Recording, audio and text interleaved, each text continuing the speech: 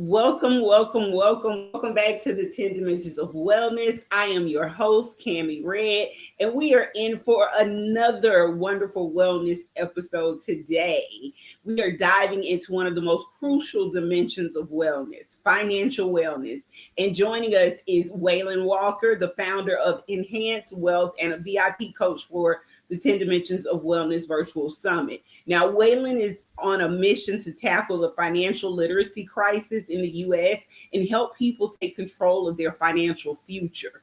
In this episode, Weylan will share how his personal experiences, including loss, ignited his passion for educating others about managing their money, leveraging the tax code, and using wealth building strategies typically reserved for the wealthy.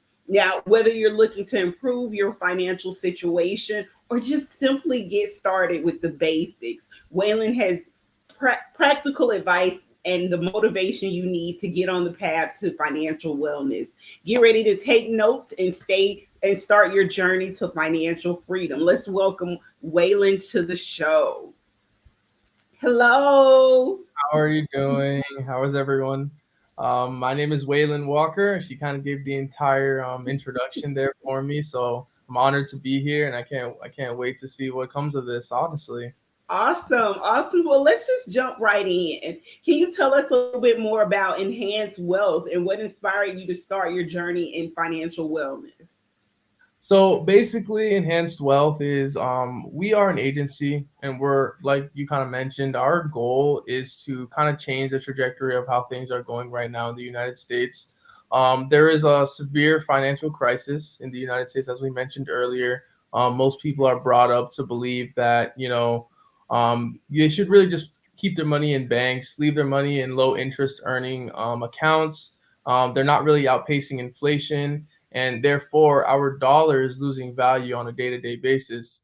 The main thing that I like to point out to kind of give people a better idea of what this is really about, how much has your money, how much has your dollar devalued in the past 4 years? Do you feel like you've been able to spend the same amount at the grocery store as you did about 4 years ago? Now think about how that's gonna look 5 or 10 years from now. If you guys don't start making a change as to like where you're putting your money and how it's continuing to accumulate, sooner or later you're not going to be able to afford things that you feel like anybody should be buying, like basic groceries and food and your light bill and your mortgage. Like all of that's going to end up being too expensive. And at some point, you're going to have to start working 2 or 3 jobs if you don't start putting your money to work.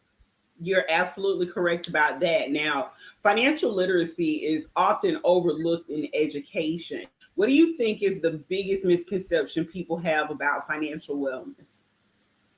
I think the biggest misconception is that people generally believe that you should, one, work harder. And I believe it's more about working smarter, right? A lot of people will say, well, I need more money, so work more hours, right? And working more hours, yeah, that's like a very basic way of thinking. That's not really thinking outside of the box. What you should be thinking about is how can I make my money worth more? How can I continue to grow what I already have versus trying to get more, right? And that's how I think most people. That's kind of the main difference between the rich and the poor, or the wealthy and the people who are middle class. One of them have a mindset of where money is used as a tool. Money is used to grow their financial wellness, versus the other party, which is the more of the middle class, or the poorer individuals. They see money as something that they need to save, right? They see it as something that needs to be cherished. Meanwhile, the money is not what needs to be cherished. The assets is what needs to be cherished. You should be trying to make sure you have as little money in the bank as possible. Love that. Now, what simple steps can someone take today to start improving their financial literacy, especially if they feel overwhelmed by all of these things that are out there telling them where to begin? I would start with just educating yourself with some basic books, right? Some of my favorite financial literacy books are The Laser Fund and Money, Wealth, Life Insurance. Those two are probably like where I would start. just so that I have a decent foundational understanding of like where the wealthy are placing most of their money, and then how that can lead into investing in real estate, how that can lead into opening a business and things of that nature. So definitely money, wealth, life insurance, and the laser fund. Some other good ones as just like honorable mentions. You could do what's that one book called?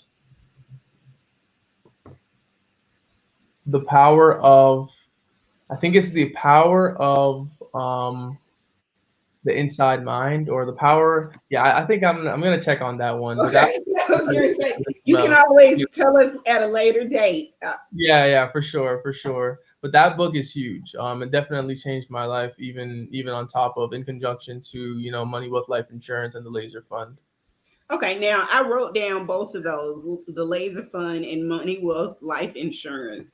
Mhm. When did you emphasize studying what the rich do with their money? Can you share a few key habits or strategies that are accessible to everyone if they're looking to build their wealth, not just the wealthy? Okay, so I would say the first strategy that is a no-brainer, right? It's one that doesn't even take 5 minutes of your time is open up a high yield savings account. That's number one. A high yield savings account, it's not gonna like make you rich or anything, but at least it's gonna help you outpace inflation at the bare minimum, right? Because if you put your money in a high yield savings account, you're going to be earning at least 4 to 5% interest annually, and those accounts are basically matching inflation. Inflation right now is at like 3.9 to 4%. So at least you'll be outpacing by 1%. And some of the accounts I would recommend, you could write some of these down as well, is Capital One, Marcus by Goldman Sachs. Another one would probably be I would go with M1 Finance. They have a good high yield savings cash account. That's a really good one as well. And even Cash App. Cash App has a high yield savings account, but only if you set up as a direct deposit. That's number one. Number two, which is very very simple. There's products that you can get into as quick as 15 minutes. Is cash value life insurance. That's my personal favorite. Pretty much anyone can qualify as long as they don't have any major health conditions. And basically, once you get into that plan, you're going to be earning about 10% interest annually. Now that's huge because typically inflation, like I said earlier, is about 3.9%, and you'll be outpacing it by a large margin. That's going to help you get into real estate. That's going to help you retire. That's going to help you avoid tax implications that you would if you were investing outside of cash value life insurance. That's also going to help you get into other investments outside of just like the policy itself. Next thing would be real estate. 90% of millionaires are created through real estate.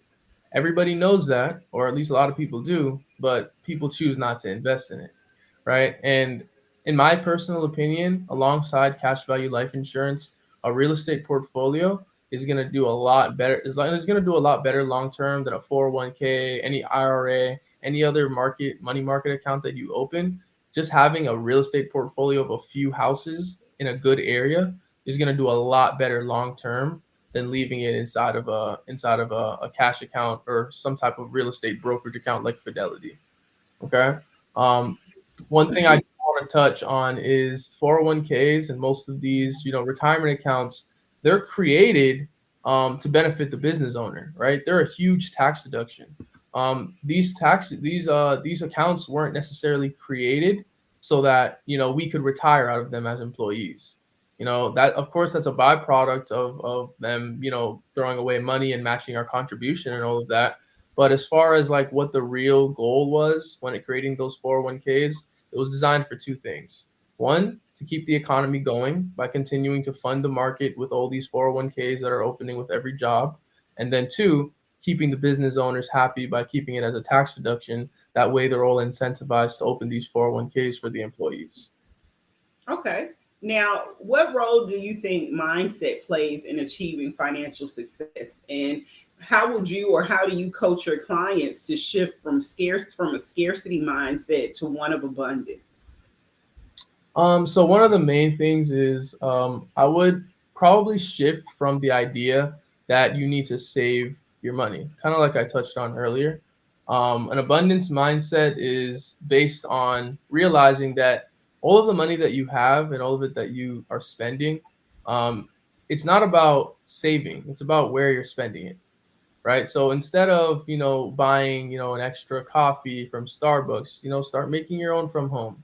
Instead of, buying food, constantly going out and spending money on takeout, you could just purchase groceries and start cooking a little bit more from home.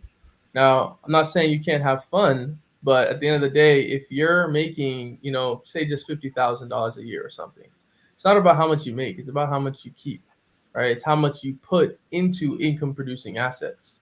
So yes, initially you're not going to be able to put a down payment on a property, right? But there's properties out there that are only worth 100 grand. You get a 5% down payment for that. As long as you qualify for those types of loans, you can easily get into a property with 5 grand, right, in a different state. And even if you don't live there, you can rent it out, and now you have a property appreciating in your name just by putting down $5,000. Even if it takes you a year to save that, it's worth it. And long term, you'll thank me for even like telling you this, because an $100,000 property now, 10 years from now, is guaranteed to be worth at least 200, 300, $400,000. Okay. Okay. Now, in our pre-interview, you mentioned your father's passing had a huge impact on how you view financial planning. How did that event change your approach to money management?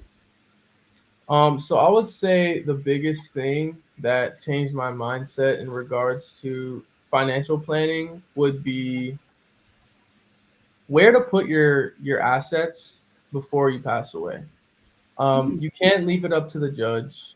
Um, you really, you're almost like you're gambling at that point, because yeah, the will might have some type of say in what happens, but at the end of the day, it's gonna be the judge's decision, right? A trust is the only thing that you can get that's gonna prevent probate. In other words, the judge from making a decision, and you actually can make that decision for yourself. Kind of piggybacking off what you said in terms of my father, when he passed away in 2020, there was a $700,000 property, in a nice area that he left behind, and you know, even though in the will there were specific instructions that he wanted his children to be able to own that property outright, his wife still got 50% of it, Mhm. um, and they were only married for about 3 months before he passed away.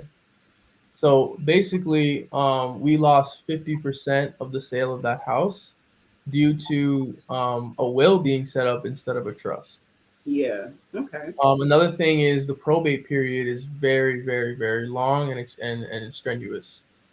It took about 2.5 years just for us to even be able to say the house is in our name. And then during that time period, no one was making any mortgage payments. And, we had about $50,000 of debt that we had to pay off. All Yeah. of that could have been avoided with the proper estate plan. So definitely look into trusts to avoid having, estate planning issues whenever you pass away. Okay. Now, when did you first realize that financial wellness is closely tied to our overall life satisfaction, such as reducing stress or increasing our happiness? Um, I probably realized that when um I started doing a little bit better for myself, and also I've realized that when I was younger as well. Because going back to more information about me growing up in my childhood is, we grew up very financially well up until 2008, and that kind of changed everything. And I saw my parents go from a happy marriage to a distressed one, which eventually led to divorce after going through financial struggle. And a lot of the time, even between a man and a woman, or husband and wife, it can create a wedge because of just the financial strain that the family is under. And sometimes it's overlooked. People like to say, "Oh, it's not about the money. It's not about the money." But at the end of the day, the problems that you're arguing about could very well have been solved with an extra $100,000 in the bank. You know what I mean? I know exactly what you mean. Yeah. Mhm. Now, Yeah. You said improving your financial wellness can be as simple as doing the opposite of people who aren't where you want to be. Can you give us some examples of common financial mistakes that people make? Okay. So number one, I would say the most common mistake is keeping more than 6 months of expenses in a savings account. Okay. Even if it's high yield savings, right? You're not outpacing inflation by much. You're wasting time. Time is money, right? The government's printing almost $1 trillion every single month, right? They're printing billions and billions of dollars every day. So every day your money is losing value. Therefore, the longer you keep it in the bank, the more useless it becomes. Think about the bank account as a refrigerator that's off. Hmm. Everything in the fridge is just rotting, right? So the longer you leave it in there, you know, the more food you're losing, the more wealth you're losing. Hmm. So that's kind of what you like to think of it as. Think of it as a ticking time bomb, a refrigerator that's off. Whatever you can use to kind of establish the mindset that the bank account is not the safe haven. It's really the worst place that you can leave your money. So I would say that's probably the number one mistake. Number two is people thinking that a stock market investment is the only way to grow their wealth with a high yield of interest.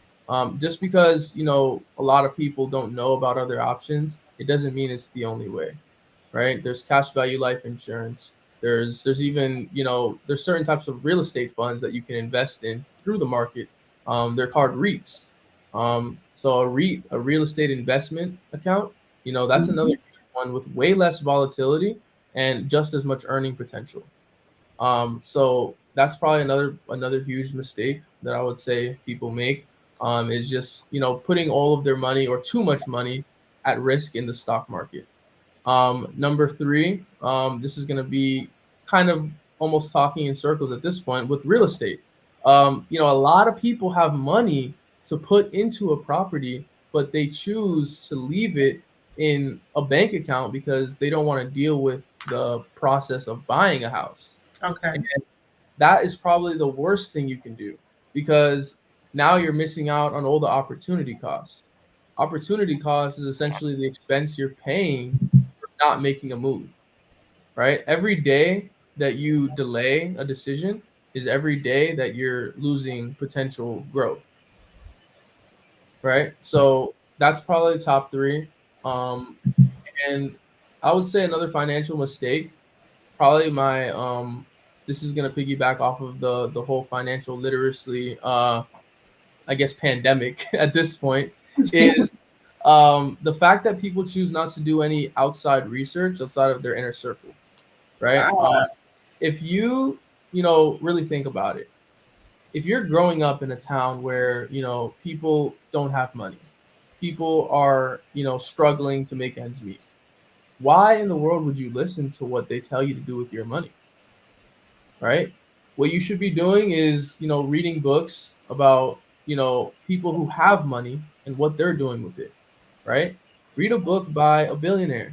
Read a book by someone who's made millions. Read a book about a real estate investor, business owners, people who have made the right decisions with their finances. And once you understand how they think, you'll start thinking the exact same way. And then you might even be able to make an impact on your community by helping the way they think. awesome. Now, let me ask you, for someone looking to start their financial wellness journey, what are the key areas they should focus on first? Saving, investing, or debt management? First, definitely debt management because there's no interest, there's no account that's going to earn you 26% interest, right? And if you have credit card debt, that's how much you're paying. So first thing you want to do is get out of debt. And how you want to do that, a little bit of just um, I guess you could say a sneak peek on how you can get out of debt is by focusing on one debt account at a time. Do not, let's say you're in $10,000 of debt and you have an extra $100 a month to pay into that debt. You don't want to allocate that $100 amongst three different, creditors. You want to focus on just one, pay it all the way down, and then once that one is paid off, then move on to the next. That's, long term gonna save you a ton of time. So that's one. Of course, that's only credit card debt. If you're in good debt, like, you have a real estate account, or maybe if you have like a car note, that's okay. You don't need to pay that off before you start thinking about investing. But anything that's above, 15, 20% interest, you need to get that off your credit profile as soon as possible. Um, and that's number one. I would say the second thing to kind of, focus on would be trying to get into an income producing asset. Again, real estate, start a business, invest in cash value life insurance, get into a plan that's going to continue to earn you money, and stop looking at dormant cash, because that's really what it is. Dormant cash is not going to get you anywhere. Okay. Third, I would say one course of action that you can take immediately to start, your financial journey is, if you are living paycheck to paycheck and you really can't find a way to make extra income, um, start going online and looking at side hustles, right? What are you good at? Are you good at cooking, right? Start cooking for people. Sell meals on Facebook Marketplace. I've bought so many things from Facebook Marketplace, and I'm sure a lot of people have as well. Try to find a way to start making an extra 500 a month, and don't take that 500 a month and spend it. Put it into a plan. Put it into something that's going to help you retire. Put it into something that's going to help you buy a property. Focus solely on income producing assets. And when that savings account or that cash value life insurance policy reaches that amount where you can finally buy your first income producing asset, go for it right away. Don't hesitate. Right? Take the risk. We understand that it's risky, but at the end of the day, it's riskier to stay in the position you're in than it Mm-hmm. is to take the risk to get out of it. Right? Okay. Because if you stay in the position you're in, that's guaranteed that you're not gonna ever change. Versus trying to make the change, at least you got a good shot at getting out of the predicament, right? Mm-hmm. So I would say hone in on your skills, your monetizable skills. Let's say you're good at video editing, right? Contact some YouTubers, contact some people out there who need video editors. They will let you they will let you work for them part time. And a lot of those little side gigs, they pay a lot better than you might think, right? You put in an hour, 2 hours of work, you get paid 200, right? And realistically, I mean, I've seen it happen. And this can be used with anything. If you know how to knit, sell clothes, sell hoodies, sell jackets, or sell, anything. Realistically, people buy almost everything as long as it functions. Yeah, they do. All Yeah. right. Now, what are some common myths you hear about building wealth, and how do you debunk them amongst while working with your clients? The most common myth, I would have to say, that is financial advisors. Now, not all financial advisors are bad. That's not what I'm trying to say. But I was trying to see where you were going with this. not all financial advisors are bad, right? Okay. They can be helpful. They can definitely help you out a ton. But what people sometimes fail to understand about the financial advisement scene is that they have one job, and their job is to help you invest, right? Now, does that mean that they're going to, does that mean that every financial advisor is just going to ask you to put every single dime of your hardworking income with them? No, right? Of course, some of them are going to have, some of them are going to be a little bit more ethical than others, right? But at the end of the day, if the only way you get paid is by managing, an individual's money, of course you're going to be incentivized to have them manage as much of your money as possible.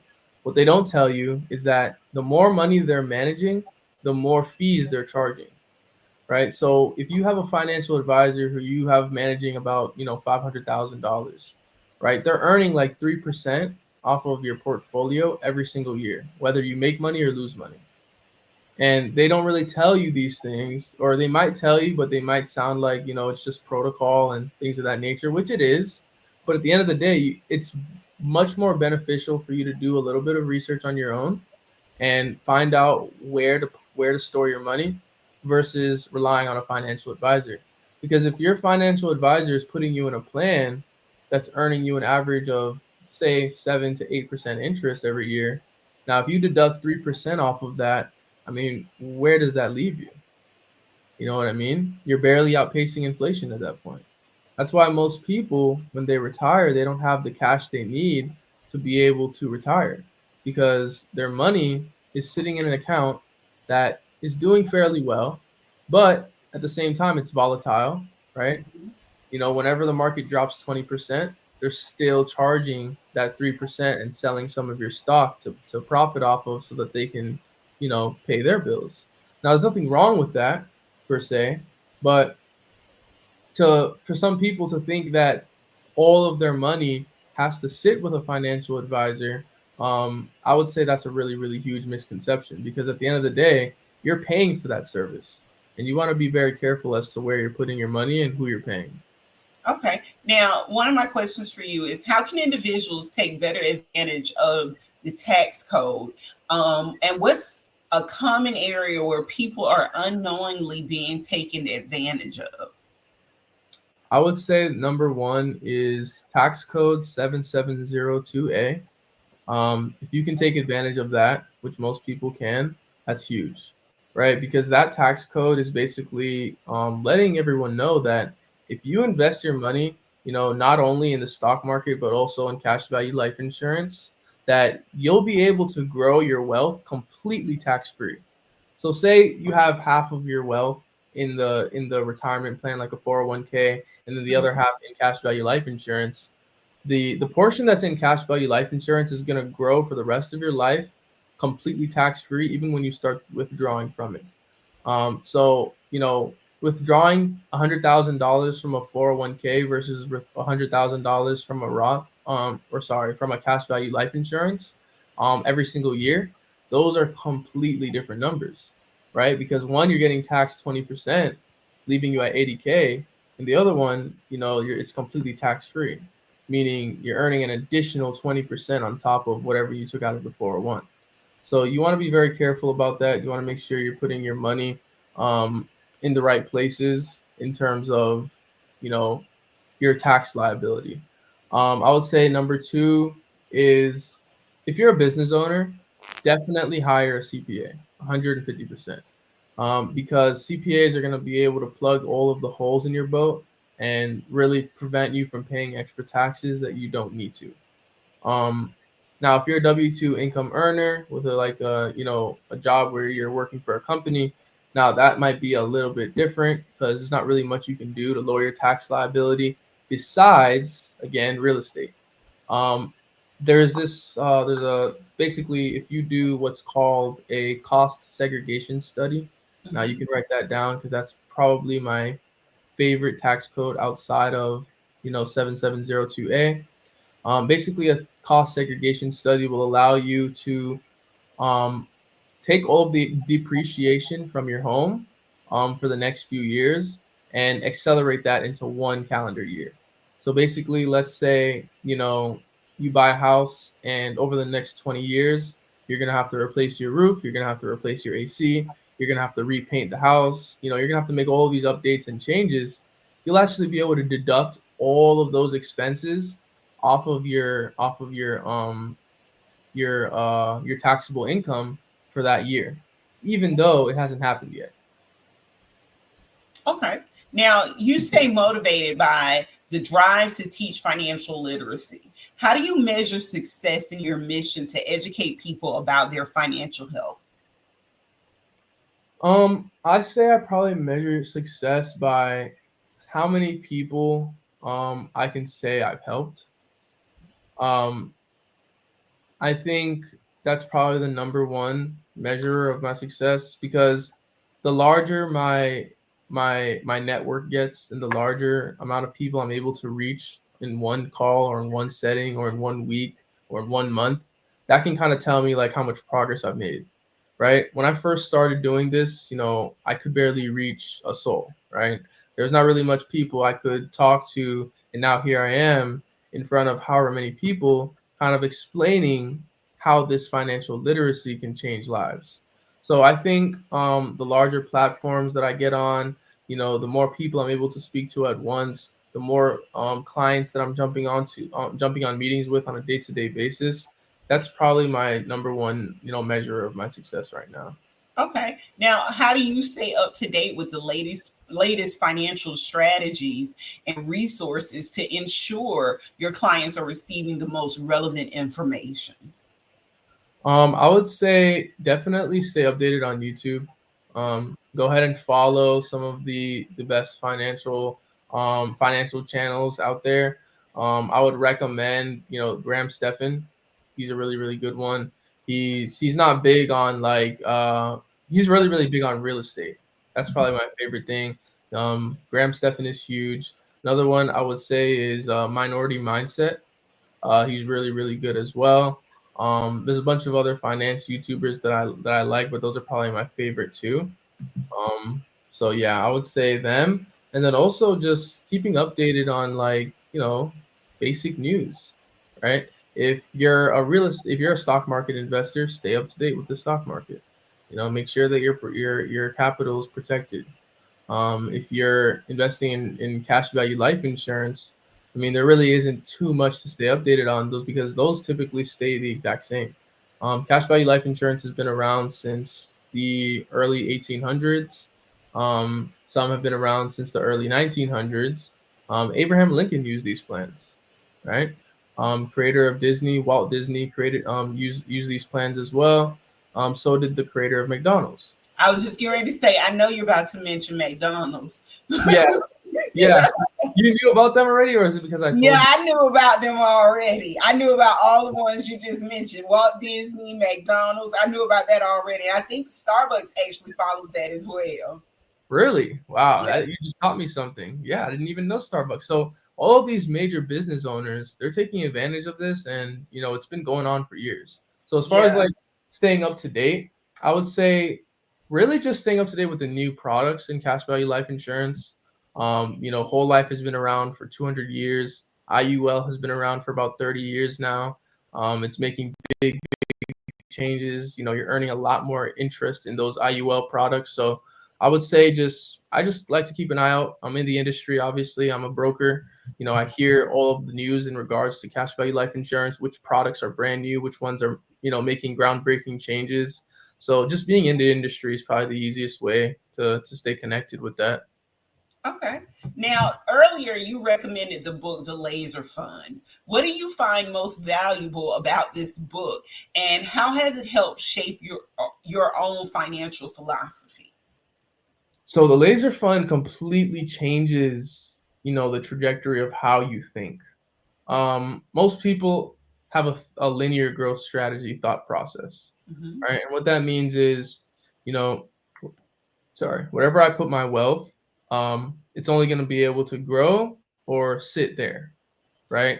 And the laser fund completely changes your mindset because now it makes you understand that, just because your money is sitting in one asset, it doesn't necessarily mean that it has to only grow there. For example, it opened my mind to cash value life insurance loans and HELOCs, right? A HELOC, you're basically taking a home equity line of credit and you're using that to go ahead and purchase another income producing asset. So now the money that you had sitting in that home is still increasing in value while also taking that money and going buying a different asset that's also going to increase in value and possibly even cash flow as well if you have some tenants in the property. Same Okay. exact thing with cash value life insurance. The money that's sitting in the cash value bucket is completely separate from the amount that's sitting in the loan amount that you can use to go and purchase other assets. So being able to leverage the same dollar twice and basically being able to double your wealth on a whim, I would say that's probably the biggest mindset shift that the laser fund gives you. Okay. Now, in our pre interview, you also mentioned that everyone has the same opportunity when it comes to financial success. What advice would you give someone who feels like they're starting at a disadvantage? Catch up. So basically how that works is, for example, if you're born in like an undesirable situation and you grew up just really hard times, you grew up in, you know, just a bad area, whatever the case may be, the best thing that you can do is, really take that step to leave, right? And I know sometimes it's not the easiest, right? Obviously, you kind of have to work your way out of it. But some people literally will stay where they are because they feel comfortable there, even though they know it's not the best place. And I would say, there's good areas in the United States that aren't expensive. You just have to be able to save up enough to be able to, move everything over there. And once you're there, you're there. So as far as like physical location goes, I would say that's probably number one. Just try to work your hardest at getting out of the situation. And then same goes for knowledge, right? Some people grow up in an area where there's not really much knowledge that they have that they can use to leverage their way out of poverty. And I would say the best way to kind of avoid that and get over that is by reading, right? Audible is cheap, the library is free. You can go and actually, study what some of these wealthier individuals have put on paper and start, basically applying that knowledge in your life. Okay. Now, how do you personally manage stress or setbacks when it comes to your own financial goals or business challenges? So me personally, I put everything on God. Huge believer in faith, I put everything in God's hands. I know that He has my back. And in terms of like how that's worked out for me, it's worked out pretty good. I've never felt stressed long term. Everything's temporary, everything always ends up working out. And what I've learned recently, and this can work for anybody, believer or not, is 97% of things that we worry about as human beings is never really ends up coming true. That's If true. you kind of look it up and really, look into the statistics of it, you can, worry about 100 things, and chances are only three of them really come into fruition. And that's just like a general rule of thumb. Of course, that varies, but like we just worry too much. Hmm. So when you realize that, and like me as a numbers guy, and anybody else who's good with numbers, it makes it a lot easier to digest any situation because chances are you're gonna be all right anyways. You know what I mean? Just Yeah. because you have a 3% chance of things blowing up in your face and a 97% chance of things working out. Okay. Now, what's one habit or financial practice you've implemented in your own life that has made a significant impact on your financial health?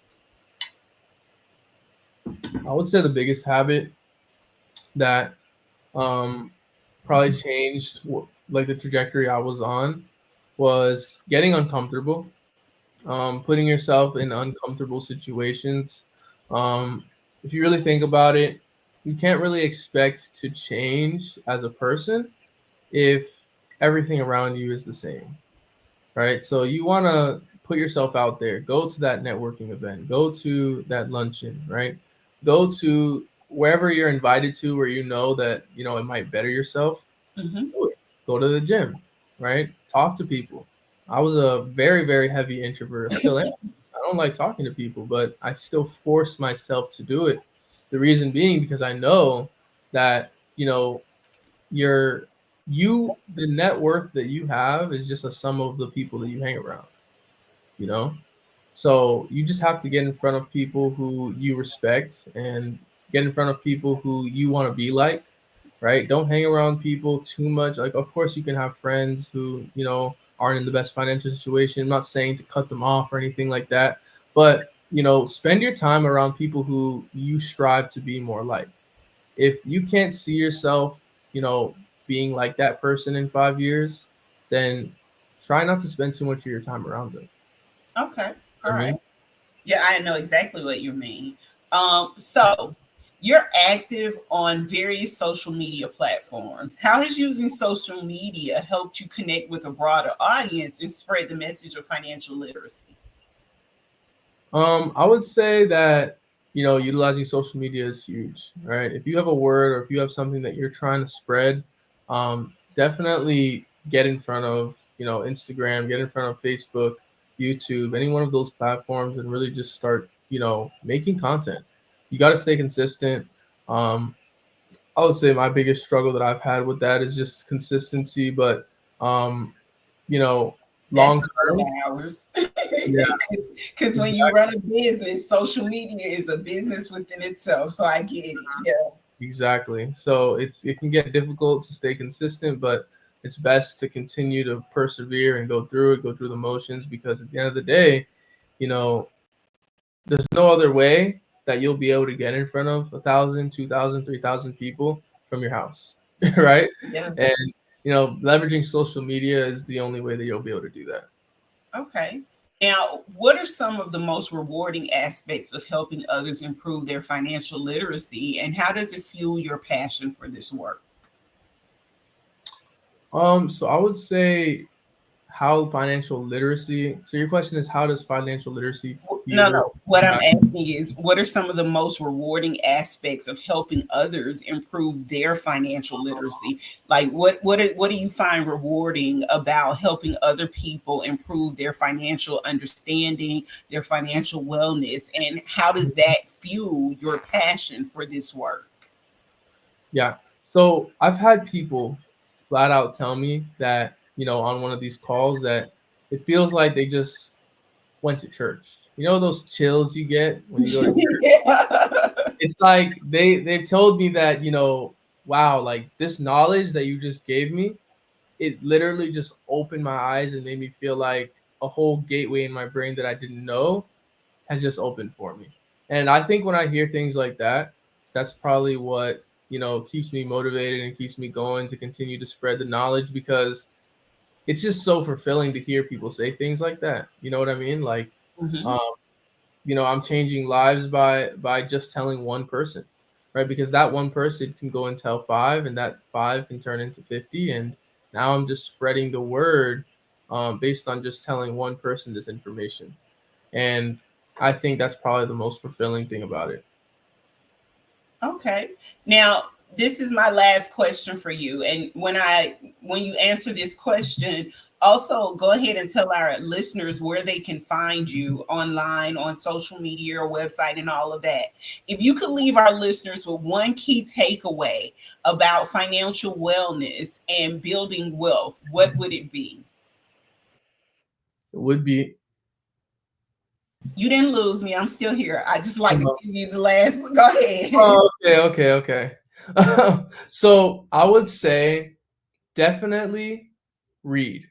Focus on reading, because there's not going to be any other way that you're going to be able to get accurate information outside of just a book, right? I know it sounds old school and it's probably kind of crazy hearing it from a young guy, but like I feel like most of the knowledge that I've gained is just from reading books from authors that are reputable, people who've done what they preach, and it's really just changed everything for me. Also, you can find me on, all the different social media platforms. I'm on Facebook, Instagram, YouTube. My name is Weylan Walker. I go by that on all of my social media platforms. The best way to definitely reach out to me is going to be by my website. That's weylandwalker.com.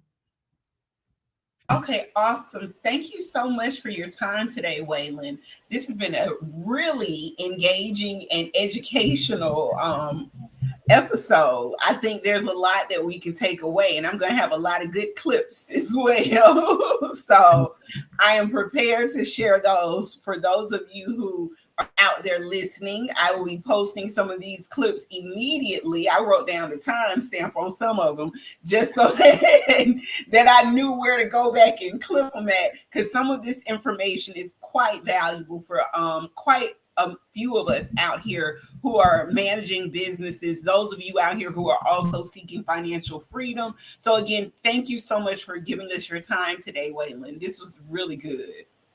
You're very welcome, Cami, and it was a pleasure having me. Honestly, like I can't thank you enough. It was really just, a pleasure being able to answer these questions and spread the financial knowledge to everybody on this platform.